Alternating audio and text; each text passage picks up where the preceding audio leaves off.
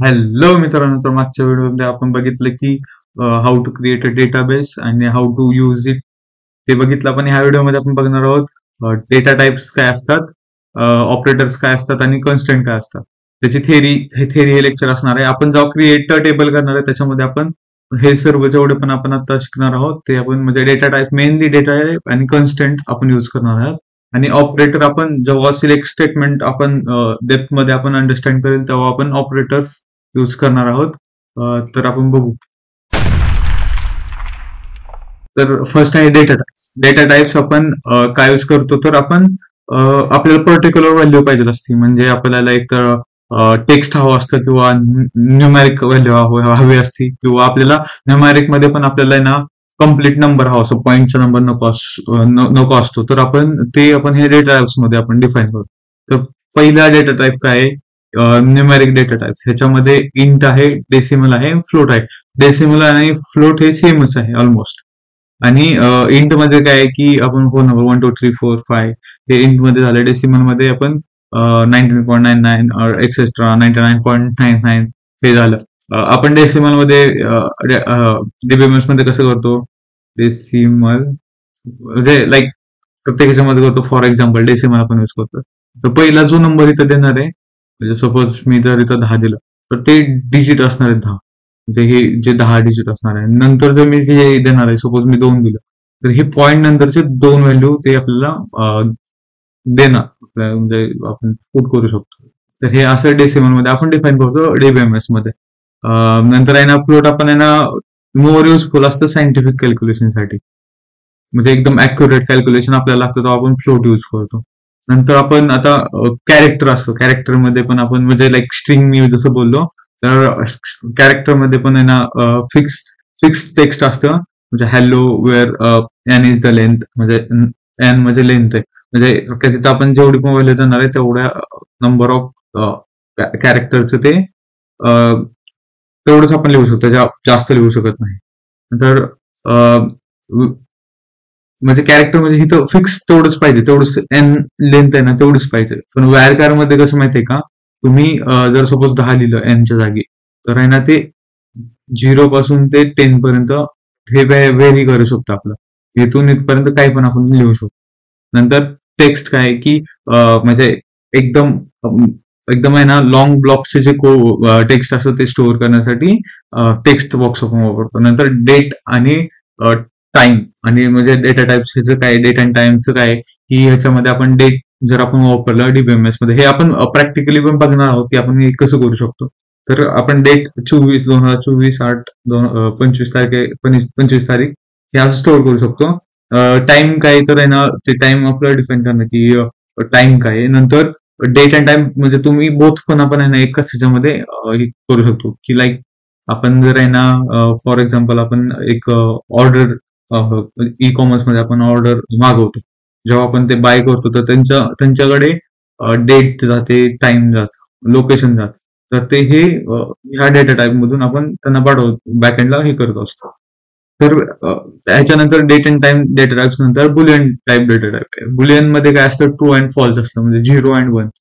तसं बुलियन मध्ये stores true and false value. म्हणजे आपल्या इफ एल्स स्टेटमेंट लावली की हे जर बरोबर आहे तर हे असणार आहे, तर हे चुकीचं असेल हे, मग ते आपण लावू शकतो बुलियन मध्ये. नंतर अदर डेटा टाइप्स मध्ये इनम्स काय करतं की सपोज आपल्याकडे ना एक इथं तुम्ही बघू शकता अवेलेबल आहे काय आणि आउट ऑफ स्टॉक आपल्याकडे एक स्ट्रिंग आहे अशी. ह्याच्यामध्ये 2 आहे का नाही व्हॅल्यूज आहेत. जर आहे का नाही आपण ई नम काय करतं, ह्या दोन्हीपैकी एकच कोणती तरी व्हॅल्यू स्टोअर कर. आणि ह्याच्या उलट काय की सेट, म्हणजे ह्याच्या ऑपोजिट, इनमच्या ऑपोजिट बोलले तर सेट. तर सेट मध्ये आपण मल्टिपल व्हॅल्यू स्टोअर करू शकतो. म्हणजे एक स्ट्रिंग आहे, ह्याच्यामध्ये अजून ऑप्शन आहेत. तर आणि ह्याच्यातले आपण 2 घेऊ शकतो, 3 घेऊ शकतो. तर हे डिफरन्स झाला सेट आणि इनम मध्ये. नंतर बी लॉग हे काय, हे डेटा टाइप्स काय करतं, इमेज फाईल हे स्टोअर करण्यासाठी बी लॉग यूज करतो. तर हे मेजर डेटा टाइप्स आहे. एवढं जरी माहित असेल तरी इनफ आहे. तर आपण दुसरा टाइप ऑपरेटर घ्यायचो. आता ऑपरेटर म्हणजे जे आपल्याला ऑपरेशन मध्ये यूज होतात ते ऑपरेटर्स असतात. तर त्याच्यामध्ये फर्स्ट टाईप आहे अर्थमॅटिक ऑपरेटर, दुसरं कंपॅरिझन ऑपरेटर आहे, लॉजिकल ऑपरेटर आहे, सेट ऑपरेटर आहे, बीट वाईज ऑपरेटर आणि स्ट्रिंग ऑपरेटर आहे. तर अर्थमॅटिक ऑपरेटर्स मध्ये ऍडिशन येतं, सबस्ट्रॅक्शन येतं, मल्टिप्लिकेशन येतं, डिव्हिजन येतं, मॉड्युलस येतं. तर ऍडिशन काय करतं, 2 नंबरचे ऑब्व्हियसली ऍडिशन करणार आहे, सबस्ट्रॅक्शन 2 नंबरचे ऑब्व्हियसली सबट्रॅक्शन करणार आहे. जे लेफ्ट साईडची व्हॅल्यू आहे त्याच्यातून राईट साईडची व्हॅल्यू मायनस होणार. मल्टिप्लिकेशन मध्ये 2 नंबरचे मल्टिप्लिकेशन होणार. डिव्हिजन मध्ये लेफ्ट हँड साईडला डिवाइड करतो आपण राईट हँड साईड, आणि मॉड्युलस काय करतं तिथे रिमाइंडर आपल्याला देतो. हे झालं अर्थमॅटिक ऑपरेटर्स बद्दल. हे काही नॉर्मली सगळ्या प्रोग्रामिंग लँग्वेज मध्ये सेमच असतं. दुसरं कंपॅरिझन ऑपरेटर. दुसरं कंपॅरिझन ऑपरेटर, ह्याच्यामध्ये इक्वल टू असतं. आपण जर आहे ए इज इक्वल टू बी केलं तर हे काय होणार, ट्रू किंवा फॉल्स आपल्याला सांगणार. जर ए आणि बी ची व्हॅल्यू जर सेम असेल तर ते ट्रू करणार, जर नसेल तर ते ऑब्व्हियसली फॉल्स करणार आहे. नॉट इक्वल टू ला आपण हे सिम्बॉल वापरतो, किंवा हे तो symbol explanatory mark is equal to, म्हणजे नॉट इक्वल टू, हे नॉट साठी वापरतो आपण. नंतर two values are not equal to, okay. नंतर ग्रेटर दॅन साठी हे आहे, ग्रेटर दॅन इक्वल टू असेल तर हे आहे. जर लेस दॅनचं असेल तर हे सिम्बॉल आहे. लेस दॅन इक्वल टू असेल तर लेस दॅन आणि इक्वल टू हे सिम्बॉल आहे. हे काय करतं की लेफ्ट हँडचे जे सिम्बॉल आहे, सपोज एक्झाम्पल द्यायचं झालं तर x is greater than Y. जर एक्सची व्हॅल्यू जर 10 असेल आणि वायची जर व्हॅल्यू 5 असेल तर आपली जे स्टेटमेंट आहे ते ट्रू होणार आहे. तर ही कंडिशन मध्ये आपण लावू शकतो, जे आपण चेक म्हणून एक कन्स्ट्रेंट आहे, आपण पुढे बघणारच आहे. तर त्याच्यामध्ये आपण हे लावतो. नंतर लेस दॅन काय आहे की याच्या ऑपोजिट, ग्रेटर दॅनच्या ऑपोजिट लेस दॅन. जर एक्सची व्हॅल्यू ह्याच्या जागी फक्त हे उलट सिम्बॉल असणार आहे लेस दॅनचं. जर एक्सच्या जागी 10 असेल आणि वायच्या जागी 15 असेल तर 15 ऑब्व्हियसली मोठं आहे, तर हे ट्रू होणार, ऑब्व्हियसली ट्रू व्हॅल्यू देणार आहे. Otherwise false. Greater than equal to आताच बघितलं वरती, आणि less than equal to similar to that. नंतर आपण थर्ड येणार आहे की लॉजिकल ऑपरेटर मध्ये. आपल्याकडे काय आहे लॉजिकल ऑपरेटर मध्ये, अँड आहे, ऑर आहे आणि नॉट.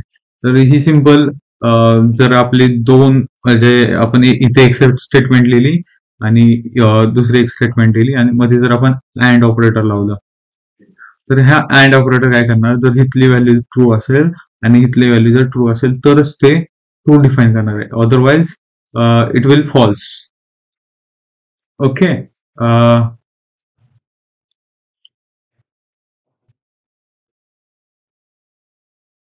आणि तसंच सिमिलर टू दॅट आपण जर ऑर ऑपरेटर बघितलं, ऑर ऑपरेटर काय करतं, जर आहे ना आपली एक जरी व्हॅल्यू ट्रू असेल, म्हणजे एक जरी कंडिशन आपली ट्रू असेल, दुसरी फॉल्स जरी असली तरी आपली ते ट्रू डिफाईन करणार.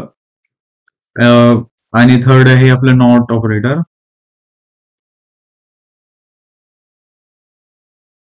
तर नॉट ऑपरेटर काय करतं, तर ते रिव्हर्स कंडिशन करतं. जर आहे ना एक जर कंडिशन ट्रू असेल ती फॉल्स करण्याचं काम नॉट ऑपरेटर करतं. तर नंतर सेट्स ऑफ ऑपरेटर, ह्याच्यात युनियन आहे. युनियन काय करतं, जर आपली दोन कॉलम्स आहेत सपोज, तर ते त्यांना ना कंबाईन करून एक कॉलम मध्ये डिफाईन करण्याचं काम युनियन करतं. युनियन काय करतं माहिती आहे, जे रिपीटेड एलिमेंट्स आहेत सेट, सपोज कॉलम ए आणि कॉलम बी मध्ये सपोज आहे ना x number of repeated element आहे, तर ते ऑब्व्हियसली रिपीट नाही करत, ते एकच ह्याच्यामध्ये लिहितं विदाउट रिपीटिंग. नंतर युनियन ऑफ ऑल, म्हणजे जेवढे पण आपले जेवढे पण कॉलम असतात ते सगळ्यांचे युनियन करतं.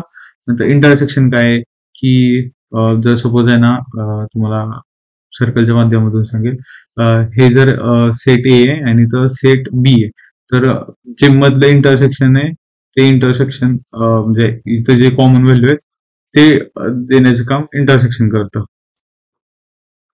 नंतर मायनस काय करतं की जे फर्स्ट क्वेरी मध्ये आपण जे डिफाईन केलेलं आहे ते रिटर्न करतं, सेकंड क्वेरी मधलं ते रिटर्न करत नाही. म्हणजे सेकंड क्वेरी मध्ये ते प्रेझेंट नसेल तर ते ते आउटपुट मध्ये देतं. म्हणजे सपोज 1 2 3 आहे आणि इथं दुसऱ्या कॉलम मध्ये 2 4 6 आहे, तर हे 2 कॉमन आहे, तर हे 2 देणार नाही, तो 1 3 देणार, तर हे मायनस झालं. म्हणजे थोडक्यात वजाबाकी करतो आपण याच्यामध्ये. नंतर बीट वाईज ऑपरेटर आधीच आपण लॉजिकल ऑपरेटर मध्ये केलेला आहे. And operator, or operator, x or operator आणि नॉट ऑपरेटर. एक्स ऑर ऑपरेटरचं काय आहे की जर आपला जर व्हॅल्यू ट्रू असेल आणि दुसरी व्हॅल्यू ट्रू असेल तर ती फॉल्स होते. जर आपली व्हॅल्यू फॉल्स असेल आणि दुसरी पण कंडिशन फॉल्स असेल तर फॉल्स देते. आणि जर आपली व्हॅल्यू ट्रू असेल फर्स्ट कंडिशन आणि सेकंड कंडिशन फॉल्स असेल तर ते ट्रू देण्याचं काम एक्स ऑर ऑपरेटर करतं. आणि ह्याच्या उलट obviously x x and operator असणार आहे. तर याच्यामध्ये काय असणार, जे ट्रू ट्रू आहे तर ते ट्रू डिफाईन करणार, फॉल्स फॉल्स असेल तर ते ट्रू डिफाईन करणार, आणि जर ट्रू फॉल्स किंवा फॉल्स ट्रू असेल तर ते फॉल्स डिफाईन करणार. त्याच्या उलट. आणि नॉट ऑपरेटर आपण आधीच बघितलेलं आहे की ते जस्ट रिव्हर्स करतं किंवा ते जस्ट रिव्हर्स करतं. तर हे झालं ऑपरेटर बद्दल. तर आपण कन्स्टंट करणार आहे. कन्स्टंट कुठं आपण यूज करतो, तर जेव्हा सपोज कन्स्टंट आपण काय यूज करतो ते आपण लर्न करणं गरजेचं आहे. जर आपण साइन अप करतो कुठे, तर आपण तिथं ईमेल आयडी टाकतो, ईमेल टाकतो, पासवर्ड करतो, पासवर्ड टाकतो.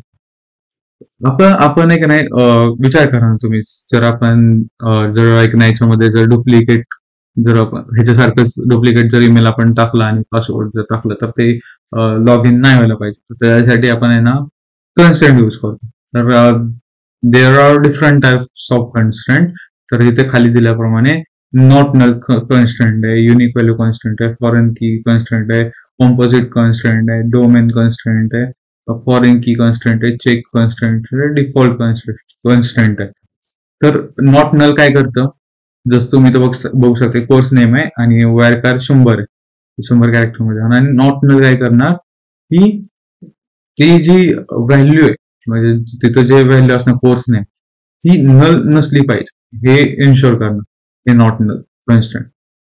युनिक व्हॅल्यू काय की जसं की आपण आता ईमेल, मी वरती बोलल्याप्रमाणे की ईमेल प्रत्येक जो युजर असणार त्याचे ईमेल युनिक असले पाहिजे. तर त्यासाठी आपण युनिक असणार. जर आपण सपोज दुसरा कोणता युजर आहे तो जर ईमेल टाकला आपल्या तर तो ऍक्सेस नाही करू शकत, तर ते युनिक मुळे. किंवा दुसरा कोणी सेमच ईमेलने ट्राय करत असेल साइन अप करायचं तर ते नाही होणार, ते युनिक कन्स्टंट मुळे त्याला एरर शो करणार. प्रायमरी की काय की आपण सपोज आहे ना एक डेटाबेस आहे आपलं, एक टेबल, तर त्याचे जे आपण त्याला जे आयडी देतो त्याला आपण ते प्रायमरी की म्हणतो. तर ती प्रायमरी की असते जी आपल्या टेबलची जी मेन असते ती आयडी असते. थोडक्यात जे स्टुडंट जर आपण रोल नंबर, ते एक प्रायमरी की झालं. तर हे प्रायमरी की कन्स्टंट झालं. तर कॉम्पोजिट की काय करतं की सपोज टू आहेत, म्हणजे प्रायमरी की 2 टेबल आहेत, त्याच्यामध्ये 2 प्रायमरी कीज, म्हणजे ही प्रायमरी की एका टेबलची झाली, ही प्रायमरी की झाली दुसऱ्या टेबलची. तर हे काय करणार माहितीये का, जे जे ह्याच्यातले कॉमन आहे ना त्यांना एका टेबलमध्ये कंबाईन करणार, एका टेबलमध्ये कंबाईन करणार आणि त्याला सेपरेट टेबल आपण बनवणार कॉम्पोजिट. हे पण आपण बघणार आहोत प्रॅक्टिकली कसं करू शकतो. तर डिफॉल्ट कन्स्टंट काय की आपण सपोज आहे ना लिहितो की फीज आपण आहे ना कॉलेजची आपल्याला पे करायचे. जर आपण ती फी पे केलेली नसते तर बाय डिफॉल्ट तिथे ना पेंडिंग दाखवणार, तुम्ही तर बघू शकता स्टेटस. परत चेक काय करता माहितीये का, जर सपोज आपण आहे ना कंपनीमध्ये काम करतो, ऑब्व्हियसली कंपनीमध्ये 18 वर्षाच्या पुढचे लोक कामाला असणार, तर ते आपल्याला इन्शुअर करायचंय की बाबा एज जे आपण जो पण एम्प्लॉई टाकणार आहे एज, तर ते it should be greater than 18. बरोबर. तर याच्यामध्ये आपण बघू शकतो की एज इंट मध्ये इंटिजर आहे, आणि नंतर चेक आपण आहे ना एक कॉन्स्टंट आपण लावलेला आहे आणि त्याच्यामध्ये आपण एक कंडिशन दिली की age is greater than equal to 18. तर हे काय करणार, जे 18 वर्षाचे आणि त्याच्यावरचे त्यांना फक्त लॉग इन किंवा साइन अप करून देणार. हे झालं. फॉरेन की कॉन्स्टंट काय की सपोज आपल्याकडे 2 टेबल आहेत काय, आणि सपोज आपल्या एका एक हे स्टुडंटचे आणि हे बुकचे काय म्हणजे कोर्सेसचे सपोज कोर्स काय आणि याच्यामध्ये सपोज एक कॉलम आहे स्टुडंट आयडीचा आणि इकडे पण स्टुडंट आयडीचा आणि इथं कोर्सचे नेम केलेले तर याच्यातून आपण काय करणार की हे जे स्टुडंट आयडी आहे दुसऱ्या टेबलमध्ये ती एक हे झाली रेफरन्स झाली आणि त्याच्यातून आपण ते दोन्हीचं कॉमन काढून की बाबा हा की आपल्या ह्या स्टुडंट टेबलमध्ये एवढे एवढे स्टुडंट आहेत त्यांनी हे कोर्स घेतलेले आहेत तर हे आपण फॉरेन कीच्या कन्स्टंटने आपण शोधू शकतो आता ही डोमेन कन्स्टंट आहे की लाईक आपल्याला एन्शुअर करायचं की प्राइस शुड बी पॉझिटिव्ह म्हणजे सपोज तुम्ही डोमेनचं मी सांगून देतो इकडे पॉझिटिव्ह आले आणि इकडे निगेटिव्ह आले की हे एक डोमेन झालं की लाईक आपलं डोमेन काय की it should be greater than 0 and infinite हे एक आपलं डोमेन झालं तर हे डोमेन कन्स्टंट झालं 0 टू इन्फिनिट एक डोमेन झालं तर that's set for this video आपण नेक्स्ट व्हिडिओमध्ये आपण how to create a table बघणार आहोत थँक्यू